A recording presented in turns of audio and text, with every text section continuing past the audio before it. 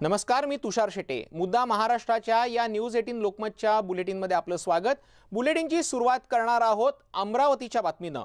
महाराष्ट्रातल्या दुसऱ्या लाटेला अमरावती जिल्ह्यातनं सुरुवात झाली होती असं म्हटलं तर वावगं ठरणार नाही। राज्यात दुसऱ्या लाटेत अमरावतीतच सर्वाधिक रुग्णवाढ आढळून आल्यानंतर लॉकडाऊन करण्याची वेळ आलेली होती, पण यातून अमरावतीकर काही धडा शिकले नसल्याचं दिसून येतंय। आजही गर्दी झालेली होती।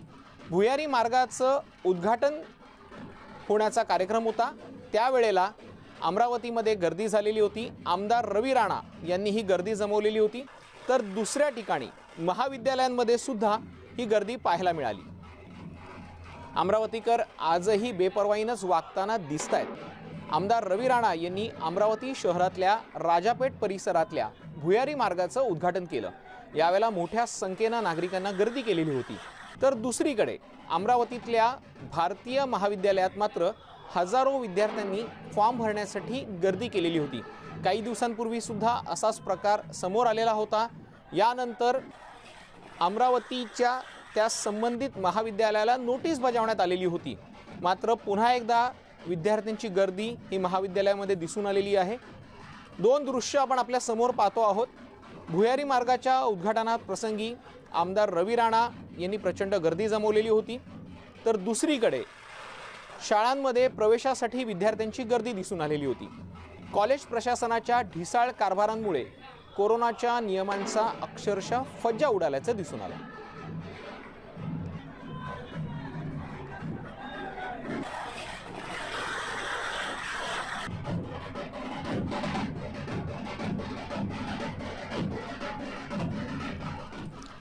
अमरावती जिल्ह्यातल्या बडनेरा मतदारसंघाचे आमदार रवी राणा हे अनेकदा कोरोनाचे नियम पायदळी तुडवताना दिसून आलेले होते। पुन्हा एकदा त्यांच्याकडनं कोरोनाच्या नियमांचं उल्लंघन झालेलं आहे। त्यांच्याकडनं सोशल डिस्टन्सिंगचा फज्जा उडवला गेलेला आहे। आमदार रवी राणा यांनी अमरावती शहरातल्या राजापेठ परिसरातल्या भुयारी मार्गाचं उद्घाटन केलेलं होतं। हा भुयारी मार्ग आजपासून सर्वसामान्य जनतेसाठी खुला करण्यात आलेला आहे, मात्र यावेळेला प्रचंड गर्दी झालेली होती। सुरक्षित अंतराच्या नियमांचा अक्षरशः फज्जा उडालेला होता। लोकप्रतिनिधींकडनं जर नियमांचं पालन होत नसेल तर सामान्य जनतेकडनं काय अपेक्षा ठेवणार असा प्रश्न या निमित्तानं उपस्थित केला जातोय।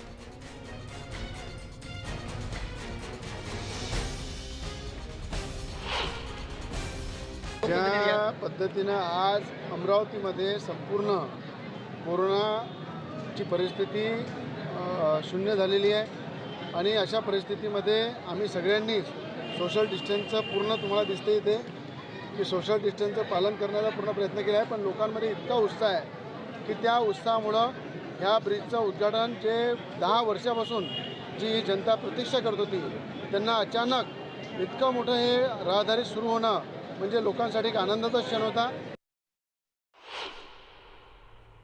या संदर्भात अधिक माहिती जाणून घेऊयात। आपले प्रतिनिधी संजय शेंडे आपल्या सोबत जोडले गेलेले आहेत। संजय, नेमकं झालंय काय अमरावतीकरांना? एकीकडे दुसरी लाट अद्याप ओसरलेली नाहीये, पहिला लॉकडाऊन अमरावतीमध्ये लागला, अमरावतीकर यातनं काही धडा शिकतील का असा प्रश्न उपस्थित होता, आणि आता दुसरीकडे स्वतः जर लोकप्रतिनिधीच नियमांचं उल्लंघन करत असतील, विद्यार्थ्यांना गर्दीसाठी सामोरं जावं लागत असेल, तर पुन्हा एकदा अमरावती हॉटस्पॉटच्या दिशेने वाटचाल करतोय का? निश्चितच तुषारजी, आपल्याला माहिती आहे की अमरावतीमध्ये कोरोनाची जी दुसरी लाट आहे ते महाराष्ट्रात पहिल्यांदा अमरावतीला आली आणि अमरावतीला देशातलं दुसरं लॉकडाऊन जे आहे ते अमरावतीमध्ये घोषित करण्यात आलं। त्यानंतर लॉकडाऊननंतर थोडीफार आता अमरावती सावरली। दुसऱ्या लाटेनंतर आता हळूहळू कुठेतरी अमरावतीचे जे रुग्ण कमी व्हायला लागलेले आहे। तिसऱ्या लाटेचा धोका कायम असताना अमरावती जिल्ह्यात प्रशासनानं शनिवार रविवार विकेंड लॉकडाऊनचं घोषणा केलेली आहे आणि जे बाजार असते जे व्यावसायिक प्रतिष्ठान आहे ते बंद ठेवण्याचे आदेश दिलेले आहे। मात्र असं असताना अमरावतीत दोन ठिकाणी, एकीकडे बडनेरा मतदारसंघाचे आमदार रवी राणा यांनी जे ओव्हरब्रिजचं खाली जो अंडरपास आहे, अंडरपासचं उद्घाटन करताना शेकडो कार्यकर्त्यांची गर्दी जमवली, तर त्याच्या शेजारी असलेल्या भारतीय महाविद्यालयात आज हजारो विद्यार्थ्यांनी फॉर्म भरण्यासाठी गर्दी केलेली आहे। आपण 2 दिवसापूर्वीच अमरावती जिल्ह्यातली शिवाजी कला वाणिज्य महाविद्यालयात विद्यार्थ्यांनी मोठ्या प्रमाणात गर्दी केल्याचं पाहिलं होतं. त्यानंतर अमरावतीचे महापौर यांनी त्या महाविद्यालयाला नोटीससुद्धा बजावली होती. एकीकडे अमरावतीच्या संत गाडगेबाबा विद्यापीठाने केवळ परीक्षेसाठी 5 दिवसाची वेळ दिलेली आहे आणि त्यामुळे मोठ्या प्रमाणात गर्दी वाढत चाललेली आहे. त्यामुळे संजय, अगदी खरंय, गर्दी वाढत चाललेली आहे. प्रशासन त्यांचं काम करताना दिसतंय, मात्र प्रशासनाची ही कारवाई म्हणजे वराती मागून घोडे असाच प्रकार आहे. मुळातच नियमांचं पालन व्हायला पाहिजे, ते होताना दिसत नाहीये आणि मग सर्वसामान्यांचं फ्रस्ट्रेशन बाहेर येतं. नियम फक्त आम्हीच पाळायचे का? लोकप्रतिनिधींना नियम काही लागू नाहीत का? आणि पुन्हा एकदा ज्या महाविद्यालयाला महापौरांनी नोटीस दिलेली आहे त्यावर खरोखर कारवाई प्रशासन करणार का, हा सुद्धा प्रश्न उपस्थित होतोय. माझ्यासोबत अमरावतीचे महापौर चेतन गावंडे आहेत. चेतन गावंडे यांना विचारूया. मला सांगा भाऊ, तुम्ही 2 दिवसापूर्वी शिवाजी महाविद्यालयात नोटीस दिली, तसाच प्रकार आज भारतीय महाविद्यालयात झाला, तुम्ही काय सांगा?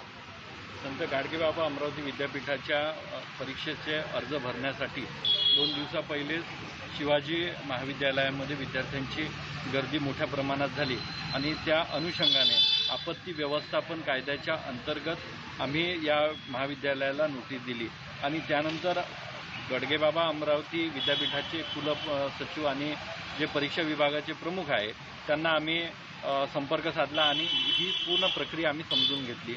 मुळातच विद्यार्थ्यांना कॉलेजमध्ये न बोलवण्याचं विद्यापीठाचं म्हणणं आहे आणि त्यांनी जे अर्ज विद्यार्थ्यांनी परीक्षेचे भरायचे होते ते अर्ज ऑनलाईन पद्धतीने भरायचे होते.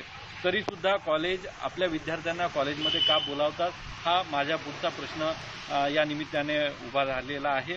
आता असं वाटतं की या विद्यापीठावरच काहीतरी कारवाई करावी जेणेकरून ते बाकी त्याचा धडा महाविद्यालय घेऊ शकेल.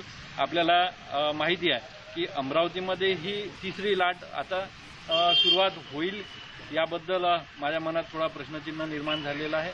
कारण आपल्याला माहिती आहे की आपण नुकतंच जी वाढलेली रुग्णसंख्या आहे ती रुग्णसंख्या ती साखळी तोडण्यामध्ये आम्ही यशस्वी झालो, परंतु अशी गर्दी करून पुन्हा आपण लॉकडाऊनच्या दिशेने वाटचाल आपली सुरू करत आहोत का हा प्रश्न या निमित्ताने. संजय, तुम्हाला एकच मिनिटामध्ये थांबवतो आहे. स्वतः महापौरांनी भीती व्यक्त केलेली आहे, मात्र आता बडनेराचे आमदार रवी राणा आपल्या सोबत जोडले गेलेले आहेत. रवी भाऊ, तिथल्या नागरिकांना दिलासा मिळाला. 10 वर्षानंतर अंडरपास सुरू झाला, मात्र हा अंडरपास सुरू होताना कोरोनाच्या नियमांचं सरेआम उल्लंघन झालेलं आहे. काय सांगाल? नाही, काय राजापेठ अंडरपास जो आहे तो सगळ्यांची आशा लागली होती. जो अंडरपास 2 वर्ष आधी सुरू होणार होता त्याला 10 वर्ष लागले आणि त्याच्यामुळं लोकांना होणारा जो त्रास आहे, लोकांना जे आज अंडरपास सुरू झाल्यामुळं जे आनंद होता, आम्ही पहिले डिक्लेअर केलं होतं की सोशल डिस्टन्सचं पालन करून आपल्याला या ब्रिजचं लोकार्पण करायचं आहे आणि रहदारी सुरू करायची आहे. पण लोकांचा आनंद 10 वर्षानंतर त्यांना रहदारी करायला मिळाली आणि त्यांना 5 ते 6 किलोमीटर दुरून फेऱ्याने जावं लागत होतं. त्यांना आता अंडरपास झाल्यामुळं इमिजिएट या भागातून त्या भागामध्ये जाण्यासाठी त्यांना एक सुविधा झाली.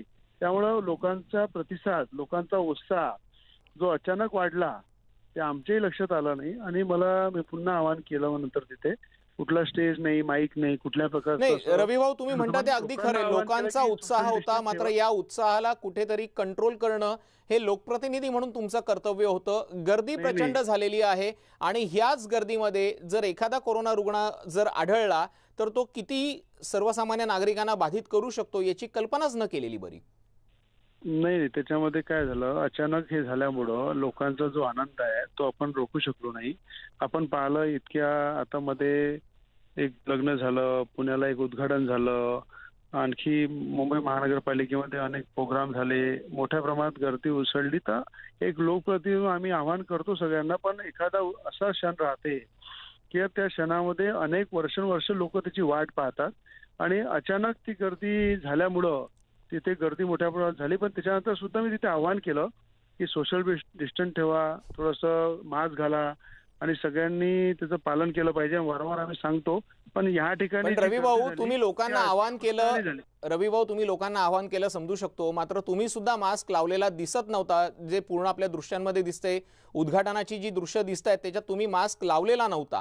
याविषयी नाही, ज्या आता काय तुम्ही सगळे मीडियावाले बाईट मागतात त्यावेळेस मास्क थोडं मी काढलं, पण काही ठिकाणी ज्या ठिकाणी डिस्टन्स ठेवलं त्या ठिकाणी मी थोड्या वेळासाठी मास्क काढलं होतं. पण जे काही झालं मी आपल्याला एवढंच सांगतो की त्या ठिकाणी 10 वर्षाचा वनवास होता लोकांचा.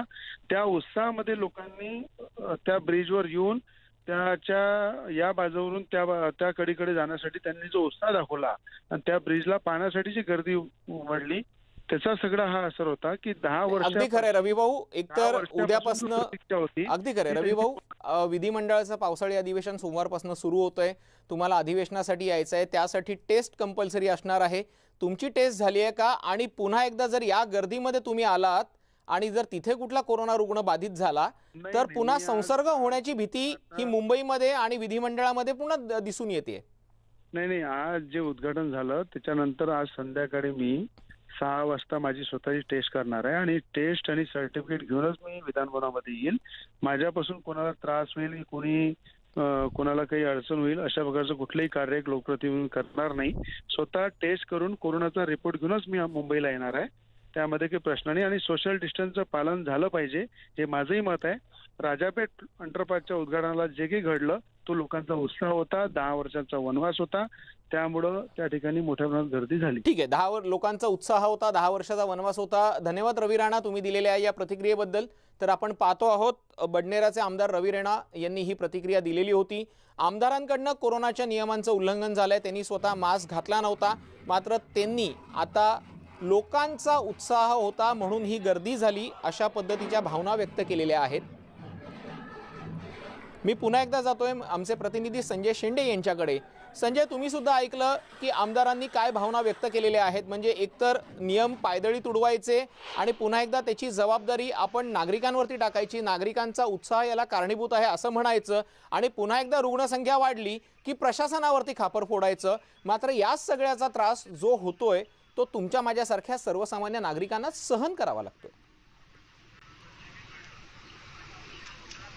हो, निश्चितच तुषारजी, आपण पाहू शकतो की ज्या पद्धतीने त्या अंडरपासच्या उद्घाटनाच्या वेळी गर्दी होती ती गर्दी खरं तर आमदार म्हणून रवी राणा हे थांबू शकले असते. मात्र कार्यकर्त्याचा जो उत्साह ते म्हणतात आहे तर त्या उत्साहाला कार्यकर्त्यांच्या उत्साहाला ते नियंत्रणात आणू शकले असते. मात्र तरीही मोठ्या प्रमाणात गर्दी झाली आणि या गर्दीमुळे त्या तिथून कोरोनाचा प्रसार होणार नाही याची काही शक्यता आपण नाकारू शकत नाही. माझ्यासोबत महापौर आहे, आपण महापौरांना विचारू की रवी राणा यांनी प्रचंड गर्दीसाठी बनवली आणि सोबतच भारतीय महाविद्यालयात सुद्धा गर्दी. तुम्ही काय सांगाल, महापौर काय करायचं? कोणत्याही लोकप्रतिनिधीचा आदर्श हा समाज घेत असतो. त्यामुळे आपण वारंवार आव्हान केलेलं आहे की कोणत्याही प्रकारची गर्दी करू नका, सोशल डिस्टन्स ठेवा, मास्कचा वापर करा आणि आपणच समजा गर्दी केली आपला नैतिकता गमावून बसतो की लोकांना आदर्श ठेवण्यामध्ये. दुसरी गोष्ट, या भारतीय महाविद्यालयामध्ये जो प्रकार झाला त्या प्रकाराची मी निंदा करतो. खरं पाहिलं तर महाविद्यालयाच्या नियोजन नसल्यामुळे तिथे गर्दी झालेली आहे. कोणत्याही विद्यार्थ्याला विद्यालयामध्ये न येण्याचं विद्यापीठाचं पत्र असताना ही विद्यार्थी विद्यालयामध्ये आले कसे हा प्रश्न आहे. संजय, महापौरांना तुम्ही एक प्रश्न विचाराल. ज्या वेळेला 2 दिवसांपूर्वी आपण अमरावतीच्या महाविद्यालयात विद्यार्थ्यांनी प्रवेशासाठी अर्ज भरण्यासाठी गर्दी केली होती, ही बातमी दाखवली होती, त्यावेळेला महापौरांनी त्या महाविद्यालयाला कारणे दाखवा नोटीस बजावलेली होती. मात्र आता अशा पद्धतीची नोटीस किंबहुना अशा पद्धतीची कारणे दाखवा नोटीस महापालिकेच्या वतीनं आमदार रवी राणा यांना दिली जाईल का हा प्रश्न तुम्ही महापौरांना विचारा. प्रशासन कारवाई करण्याची धमक दाखवेल का? निश्चितच तुषारजी, मी त्यांना विचारतो. न्यूज लोकमत असा प्रश्न आहे की ज्या पद्धतीने तुम्ही शिवाजी महाविद्यालयाला 2 दिवसापूर्वी नोटीस बजावली कारणे दाखवा, त्याच पद्धतीने आता तुम्ही आमदार रवी राणा यांनी भारतीय महाविद्यालयात दोघांना नोटीस बजावणार, काय कारवाई करणार? निश्चितच नेहमी आम्ही आव्हान करतो की गर्दी करू नका. ज्या आयोजकांनी गर्दी केली त्यांच्यावर आपत्ती व्यवस्थापन कायद्याअंतर्गत आम्ही त्यांच्यावर कारवाई करू. मग आमदार रवी राणा सुद्धा कारवाई करणार? अमरावतीमध्ये जो आयोजक किंवा लोकप्रतिनिधी गर्दी करत असेल त्यांना आम्ही या कायद्याच्या अंतर्गत ज्या कलमा आहेत त्या कलमाखाली आम्ही त्यांना कारवाई करू. तुषारजी, आपण बघितलं की रवी राणा यांच्यावर सुद्धा आता नोटीस बजावून कारवाई करणार. अगदी खरं असं आहे जे संजय, तुम्ही म्हणताय त्या आश्वासन आहे, पद्धतीनं महापौरांनी कडक भूमिका घेतलेली आहे की ज्या कोणाकडनं नियमांचं उल्लंघन केलं जाईल त्यांच्यावरती कलम 188च्या अन्वये कारवाई केली जाईल. धन्यवाद संजय तुम्ही दिलेल्या या माहितीसाठी. तर आपण पाहत होतो की आतापर्यंत अमरावतीमधला हा प्रकार होता. तिसऱ्या लाटेला निमंत्रण दिलं जात होतं. आता पाहूयात पुढची दुसरी बातमी. राज्यात कोरोनाची दुसरी लाट जरी ओसरली असली तरीही तिसऱ्या लाटेचा धोका अद्यापही कायम आहे. शनिवार आणि रविवार 2 दिवस वीकेंड लॉकडाऊन असल्यानं बाजारपेठा बंद असल्या तरीही महाविद्यालय अद्यापही सुरूच आहे. त्यामुळे अमरावतीच्या भारतीय महाविद्यालयात हजारो विद्यार्थ्यांनी फॉर्म भरण्यासाठी एकच गर्दी केलेली होती. यावेळी मात्र कॉलेज प्रशासनाच्या ढिसाळ कारभारामुळे कोरोनाच्या नियमांचा अक्षरशः फज्जा उडाला. विद्यार्थी सकाळी 7 वाजल्यापासून रांगेत उभे होते. मात्र अशाही स्थितीमध्ये कॉलेजनं फक्त एकच काउंटर सुरू ठेवल्यामुळे विद्यार्थ्यांची प्रचंड गैरसोय झालेली होती. इथल्या गर्दीचा आढावा घेतलेला आहे आमचे प्रतिनिधी संजय शेंडे यांनी. जिल्ह्यात कोरोनाची दुसरी लाट ओसरली असली तरी कडक निर्बंध कायम आहेत आणि शनिवार रविवारी खरं तर लॉकडाऊन आहे. असं असताना सुद्धा आपण पाहू शकतो की संत गाडगेबाबा अमरावती विद्यापीठाने विद्यार्थ्यांची परीक्षा फॉर्म भरण्याची जे तारीख आहे त्यावर 5 दिवस ठेवली आहे. त्यामुळे महाविद्यालयांमध्ये प्रचंड गर्दी होत आहे की सध्या अमरावतीच्या या भारतीय महाविद्यालयात आपण पाहू शकतो की विद्यार्थी मोठ्या संख्येने या कॉलेजमध्ये गर्दी केलेली आहे फॉर्म भरण्यासाठी. आणि आता केवळ आता 2 दिवस राहिलेले आहेत. त्यामुळे विद्यार्थ्यांची प्रचंड गर्दी आहे. या ठिकाणी कुठेही सोशल डिस्टन्सिंगचं पालन केलं जात नाही आहे. विद्यार्थी अगदी जवळजवळ उभे आहेत. त्यामुळे कोरोनाचा धोका जो कायम आहे. माझ्यासोबत काही पालक आहे. दादा मला सांगा, तुमचं कोण आहे फॉर्म भरायचा आणि का बरं तुम्ही थांबले? माझी मुलगी आहे. मी 2 दिवसापासून इथे येऊन राहिलो. ते लाईनीत एवढी गर्दी, प्रचंड गर्दी आहे. इथे कोरोनाचा काही नियम नाही होऊन राहिला आहे. महाराष्ट्र सरकारची गाईडलाईन्स काहीच नाही आहे. 2 दिवसापासून मला त्रास होऊन राहिला. माझी ड्युटी गेली. माझं जे आहे रोजंदारीवर आहे. मी 2 दिवसापासून मी इथे येऊन राहिलो आणि वापस जाऊन राहिलो. हे पालक जे 2 दिवसापासून या ठिकाणी येत आहे आणि वापस जात आहे. विद्यार्थी आपल्यासोबत आहे. तू मला सांग, किती वाजतापासून या ठिकाणी आलेला आहे आणि गर्दी कशामुळे आहे? मी सकाळी 10 वाजतापासून इथे आलेलो आहे. बाहेरगावी राहतो मी. आम्हाला बाहेरगावी यावं लागते. सकाळपासून आलेलो आहे मी इथं आणि गर्दीनंतर खूप गर्दी आहे इथे आणि गर्दीमुळे फॉर्म भरल्याने जाणार आहे. आणि म्हणजे टाईम पण खूप कमी राहतो. तरी सरकारला म्हणजे विद्यापीठांना विनंती आहे की डेट वाढवली पाहिजे आमची. निश्चितच आपण पाहू शकतो की या ठिकाणी महाविद्यालयात विद्यार्थ्यांची प्रचंड गर्दी आहे. कोरोनाच्या नियमांचं कुठेही पालन केलं जात नाही आहे. कुठे सोशल डिस्टन्सिंगचा पूर्ण फज्जा उडालेला आहे. अनेक विद्यार्थी तोंडाला मास्क सुद्धा लावलेला नाही. त्यामुळे एकूणच जर पाहिलं तर कोरोनाच्या तिसऱ्या लाटेचा धोका जो आहे त्यामुळे या ठिकाणाहून तो होणार नाही ना, अशी परिस्थिती आणि काहीशी भीती जी आहे विद्यार्थ्यांमध्ये आणि पालकांमध्ये आहे. पुढे जर सागरचा संजय शेंडे, न्यूज 18 लोकमत, अमरावती. बुलेटिनमध्ये पाहणार आहोत दुसरी सुद्धा एक मोठी बातमी. मात्र त्यापूर्वी घ्यावी लागते एक छोटीशी विश्रांती. कुठेही जाऊ नका, पाहत रहा न्यूज 18 लोकमत.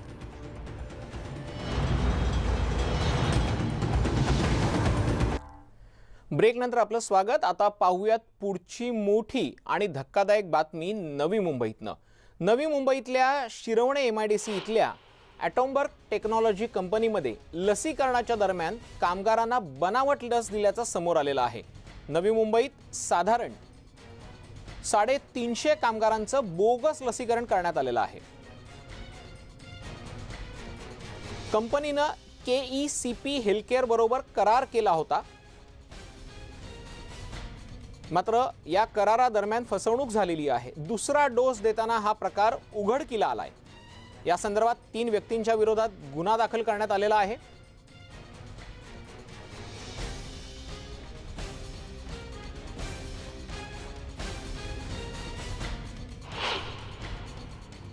जून महिन्यामध्ये त्यांना 9 जूनच्या आसपास त्यांना 2 कर्मचाऱ्यांना त्याचं एक सर्टिफिकेट मिळालं कोविनच्या माध्यमातून. त्यांनी ते बघितलं तर ते नानावटी रुग्णालय मुंबईचं होतं 9 जूनला जे केलेलं. आणि मग त्यांना संशय आल्यानंतर त्यांनी चौकशी केली तिकडे, तर ते बनावट असल्याचं आढळून आलं. संबंधित डॉक्टर फोन उचलायला आणि टाळाटाळ करू लागला. हे लक्षात आल्यानंतर त्यांनी पोलीस स्टेशनला कंप्लेंट दिली होती आणि त्या कंप्लेंटच्या अनुषंगानं तुर्भे MIDC पोलीस स्टेशनला काल हा गुन्हा दाखल करण्यात आला. तर आपण पाहतोय नवी मुंबईमधल्या एका कंपनीमध्ये फसवणूक करण्यात आलेली होती. या संदर्भात अधिक माहिती जाणून घेऊयात. आमचे प्रतिनिधी विनय म्हात्रे आपल्या सोबत फोन लाईनवरनं जोडले गेलेले आहेत. विनय, एकीकडे नवी मुंबईमध्ये धक्कादायक प्रकार उघडकीला येत आहेत तर दुसरीकडे आता लसीकरणासंदर्भात बोगस लसीकरणाची ही दुसरी बाब उघडकीला आलेली आहे। याआधी सुद्धा असाच एक प्रकार समोर आलेला होता, काय सांगाल?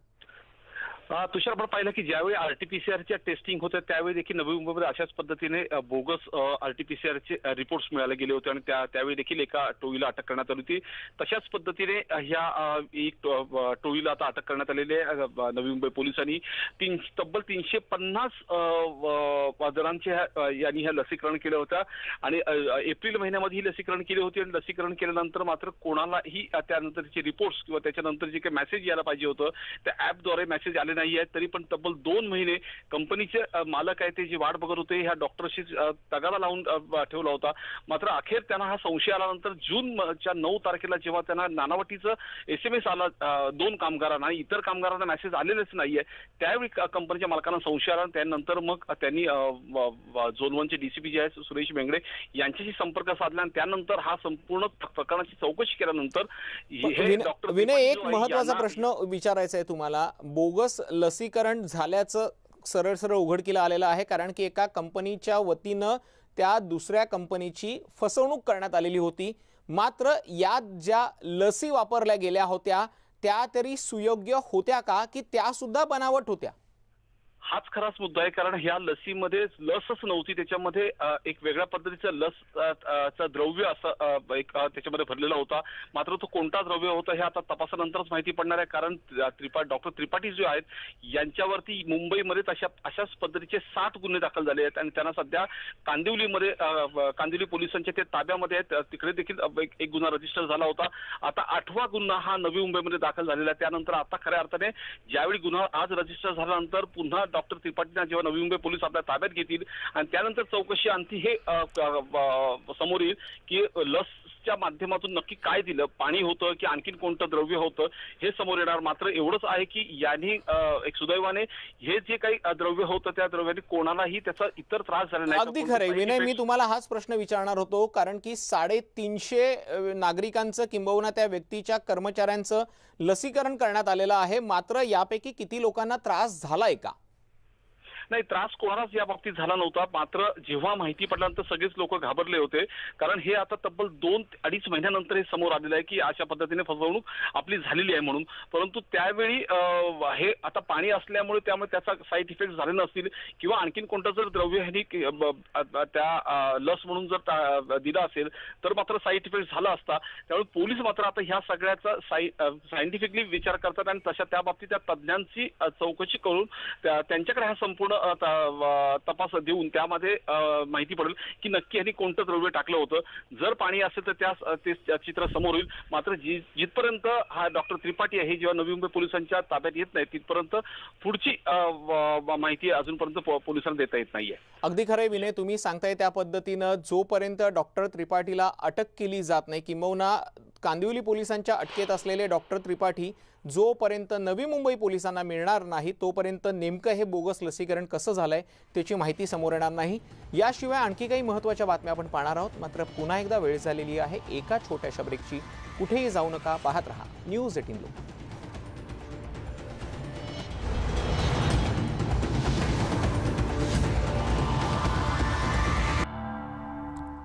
ब्रेक नंतर आपलं स्वागत। आता पाहूयात पुढची धक्कादायक बातमी भिवंडीतनं। भिवंडीमध्ये एका आरोपीचा 4थ्या मजल्यावरनं पडून मृत्यू झाला होता। मात्र या पोलिसांना तिथल्या स्थानिकांनी बेदम मारहाण केल्याचं दिसतंय। हा व्हिडिओ व्हायरल झालेला आहे। भिवंडीमध्ये कायदा व सुव्यवस्थेचे धिंडवणे निघालेले आहेत। महाराष्ट्रात नेमकं काय सुरू आहे असा प्रश्न पडलाय। दिवसा ढवळ्या खाकीवरती हल्ला करण्यात आलेला आहे। घटनास्थळी गेलेल्या पोलिसांना बेदम मारहाण करण्यात आलेली आहे। मारहाणीचा व्हिडिओ व्हायरल झालेला आहे। मुळातच एका आरोपीला पकडण्यासाठी पोलीस गेलेले होते आणि त्यावेळेला या आरोपीनं पोलिसांपासून दूर जाण्यासाठी बिल्डिंगवरनं उडी मारलेली होती। यात त्याचा मृत्यू झाला होता।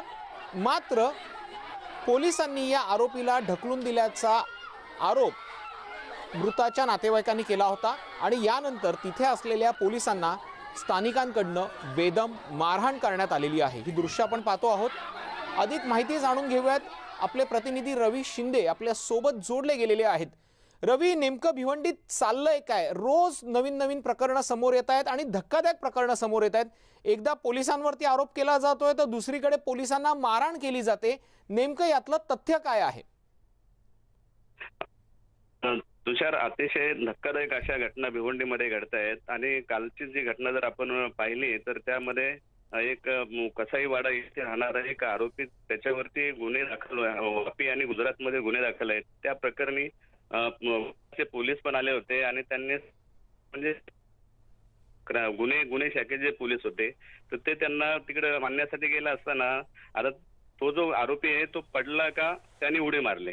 आता ते अद्यापही समजू शकले नाही. पोलिसांचा तपास चालू आहे. मात्र तो मृत्यू म्हणजे तो खाली पडल्याच्या मृत्यू झाल्याच्या नंतर तिथे जे पोलीस होते, एक गुन्हे शाखेचे भिवंडीचे, त्याच्यामध्ये एक PSI होता आणि 2 पोलीस होते. असे तिघांना बेदम मारहाण करण्यात आलेली होती काल आणि त्याचा आज व्हिडिओ प्रचंड मोठ्या प्रमाणात व्हायरल झालेला आहे. त्यामुळे पोलिसांवरती हल्ला झाल्याचा हा दुसरा घटना घडलेली आहे आणि त्यामध्ये आपण जर पाहिलं तर अनेक प्रकरणामध्ये पोलीस उपायुक्त कार्यालयावरती तब्बल 3 वेळेस मोर्चा आलेले आहेत आरोपींसाठी. आरोपी आता खालिद गुड्डू त्याला अटक केलं होतं त्यावेळेस पण आला होता. अगदी खरे रवी शिंदे, आपण भिवंडीची दंगल विसरू शकत नाही, कारण की ज्या वेळेला ही दंगल झालेली होती त्यावेळेला पोलीस उपायुक्त कार्यालयाच्या समोर धरणं आंदोलन दिलेलं होतं. पोलिसांचा खून केला गेला होता. पोलिसांवरती दगडफेक करून त्यांना मारहाण करण्यात आलेलं होतं. भिवंडी इतके दिवस शांत होती, मात्र पुन्हा एकदा असे प्रकार घडू लागलेले आहेत. नागरिकांचा संताप, त्यांच्या भावना काही अंशी योग्य असू शकतील, मात्र खाकीवरती हात उचलण्याची यांची हिंमत होतेच कशी? पोलीस प्रशासन झोपलंय का? अच्छा, भिवंडीमध्ये पोलीस यंत्रणा, आता पोलिसांवरती पुन्हा एकदा हा विषय चर्चेला आलेला आहे. कारण पोलिसांवरती हल्ले हा भिवंडीमध्ये नेहमी कुठल्या ना कुठल्या कारणाचं होतात. पण कालचा जो प्रकार आहे तो अतिशय भयानक प्रकार असा घडलेला आहे. कारण अक्षरशः पोलीस अधिकाऱ्यासह 2 पोलिसांना मोठ्या प्रमाणात मारहाण झालेली आहे. त्यामुळे पोलीस प्रशासनाने पण त्याची दखल आणि रवी, जी माहिती तुम्ही देताय त्यानुसार जे पोलीस कर्मचारी गेले होते ते साधेसुधे कर्मचारी नव्हते, ते पोलीस अधिकारी होते. त्यात ते क्राईम ब्रांचचे अधिकारी होते. जर क्राईम ब्रांचच्या अधिकाऱ्यांवरती, PI वरती जर हात उचलण्याची हिंमत होत असेल तर अशा भागांमध्ये विशिष्ट काही लोक ज्या भागांमध्ये राहत आहेत त्या भागांमध्ये जाऊन कारवाई करण्याची हिंमत पोलीस दाखवणार का, की पुन्हा एकदा भिवंडीला छावणीचं स्वरूप प्राप्त होणार?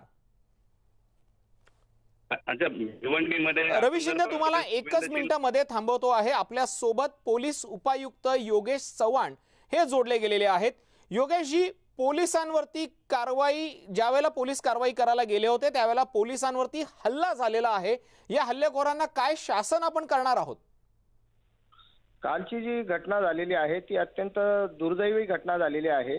क्राईम ब्रँचचे पोलीस आपल्या सिव्हिलमध्ये असतात आणि गुजरात पोलीस आणि अधिकारी होते. संबंधित जो आरोपी होता जमील फकीर मोहम्मद कुरेशी म्हणून, तो वलसाड जिल्ह्यातल्या ठिकाणी गुन्हा करून आपल्याकडे आला होता पळून. त्या अनुषंगाने आपले पोलीस क्राईम ब्रँचच्या मदतीने गुजरात पोलीस त्या ठिकाणी गेले होते आणि त्याने घाबरून ज्यावेळेस आपल्या घरामध्ये पोलिसांनी प्रवेश केला त्याच्या लक्षात आलं. 4थ्या माळ्यावरून त्याने डायरेक्ट उडी मारली आणि तो त्या ठिकाणी मृत्युमुखी पडला. त्यानंतर मात्र आजूबाजूचे त्याचे नातेवाईक लोक सगळे आले आणि मग अशा पद्धतीने जे वातावरण तयार झालं की असे पोलीस आले, पोलिसांनी अफवा अशा पसरला की पोलिसांनी त्याला वरून ढकललं, धक्काबुक्की केली अशा स्वरूपाचा आणि तो खाली पडला. त्याच्यामुळे तिथलं काही 5-50-100 लोक गोळा झाले आणि जे क्राईम ब्रँचचे आमचे पोलीस होते त्या ठिकाणी 3-4 पोलिसांना आणि संबंधित अधिकारी PSI दर्जाचा त्याला मारहाण झाली. परंतु अशा याच्यामध्ये अचानक अशा कम्युनल ठिकाणी लोक पॅनिक होतात आणि सिव्हिल ड्रेसवर बऱ्याच वेळा लक्षातही येत नाही लोकांच्या की ऍक्च्युली कुठले पोलीस आहेत, काय आहेत.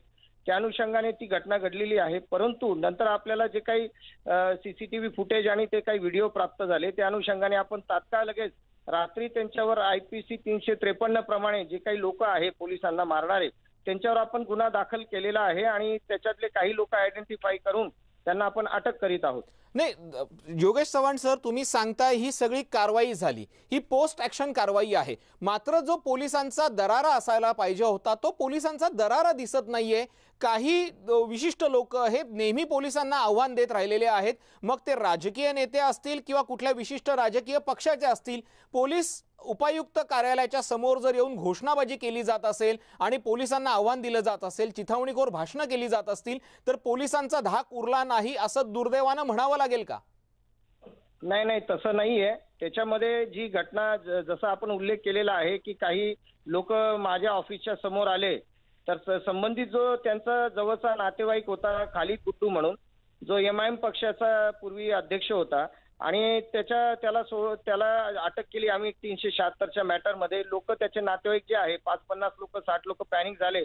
डेलिगेशन 5 लोकांचं येणार होतं, परंतु अचानकरित्या त्या ठिकाणी ते आल्यानंतर घोषणाबाजी दिली. परंतु 5 ते 10 मिनिटाच्या आत आपण संबंधित आपले सर्व पोलीस यंत्रणा, सगळे RCP SRP जवान, सगळे पोलीस स्टेशनचे अधिकारी आले आणि ती आपण कारवाई करून त्यांच्यावर सुद्धा 353 दाखल करून त्या 10 लोकांना अटक केलेली आहे. बाकीचे सगळे जे लोक आहेत, महिला सुद्धा आहेत, ते पळून गेलेले आहेत.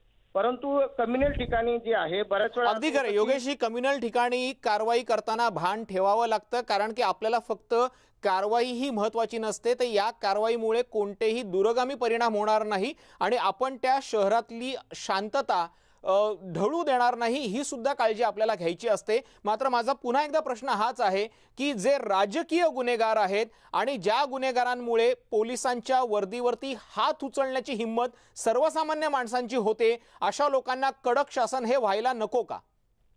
अगदी बरोबर आहे, कडक शासन ते व्हायलाच पाहिजे. या ठिकाणी कुठलाही राजकीय पक्षाचा असो किंवा सार्वजनिक ठिकाणी हे करणार कुठलाही यातला असो, तरी पोलिसाची भूमिका अगदी निश्चितपणे ठामपणे बजावत आहे. आणि त्यामुळेच असा कुठल्याही स्वरूपाचा गेल्या 8-9 महिन्यामध्ये कोरोनाच्या काळामध्ये सुद्धा असा कुठल्याही स्वरूपाचा कायदा सुव्यवस्थेचा प्रश्न निर्माण झालेला नाही भिवंडीमध्ये. आणि निश्चितपणे पोलीस जे आहे कुठल्याही एका पक्षाची किंवा कुठल्याही एका संघटनेची बाजू न घेता त्याच्यामध्ये जी काही तथ्य आहे, जी वस्तुनिष्ठ परिस्थिती आहे, त्या अनुषंगानेच कारवाई केली जाते. योगेशजी, तुम्ही फक्त 1 मिनिट तुम्हाला मध्ये थांबवतोय, तुमचा उत्तर मध्ये तोडतोय, कदाचित तुम्हाला आवडणार नाही ते, मात्र तुम्ही म्हणतायत कोणत्याही पद्धतीचा कायदा व सुव्यवस्थेचा प्रश्न निर्माण झाला नाही. मात्र अनेक भिवंडीतले असे भाग आहेत ज्या भागांमध्ये रोज कायदा व सुव्यवस्थेचे धिंडवडे निघतात, कोरोनाच्या नियमांचं सरेआम उल्लंघन होतं आणि याशिवाय अनेक भागातली लोक विना मास्क फिरताना दिसतात, मात्र त्यांच्यावर कारवाई करण्याची हिंमत दाखवली जात नाही. आणि दुर्दैवानं ह्याच अशा गोष्टींमुळे या लोकांचं फावतं का? नाही, आपल्याला याविषयी सांगू इच्छितो की गेल्या कोरोनाच्या लॉकडाऊनच्या पिरियडमध्ये जास्तीत जास्त कारवाया ज्या आहेत त्या विना मास्कच्या आपल्या भिवंडी शहरामध्ये आणि आउटस्कर्ट्समध्ये केलेल्या आहेत. 188 प्रमाणे जो गुन्हा दाखल आपण करत असतो नेहमी, ज्या ठिकाणी काही शॉप्स उघडे असतील काय असतील त्या सुद्धा खूप मोठ्या प्रमाणात झालेल्या आहेत.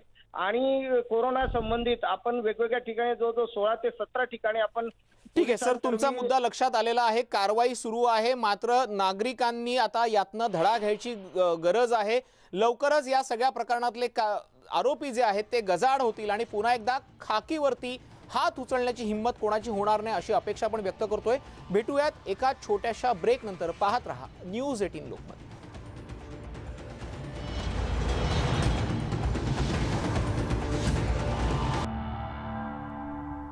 ब्रेक नंतर पाहूयात बातमी अभिनेता आमिर खानच्या संदर्भातली. बॉलिवूड मिस्टर परफेक्शनिस्ट आमिर खान आणि त्याची पत्नी किरण राव आता हे विभक्त झालेले आहेत. दोघांनी एकमेकांच्या सहमतीनं घटस्फोट घेतल्याचा दावा केलेला आहे. आमिर खाननं घटस्फोट घेतलेला आहे. आमिर खान आणि किरण राव यांचा घटस्फोट झालेला आहे.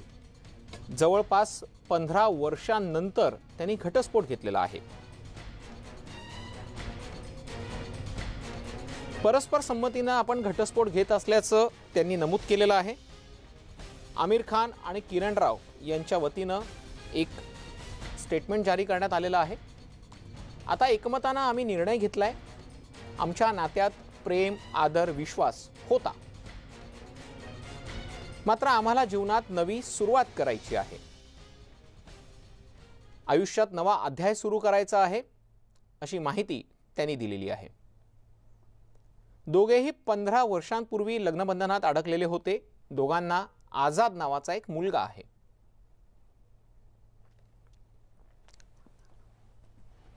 या सगळ्या बातम्यांसह बुलेटिनमध्ये वेळ झालेली आहे इथेच थांबण्याची.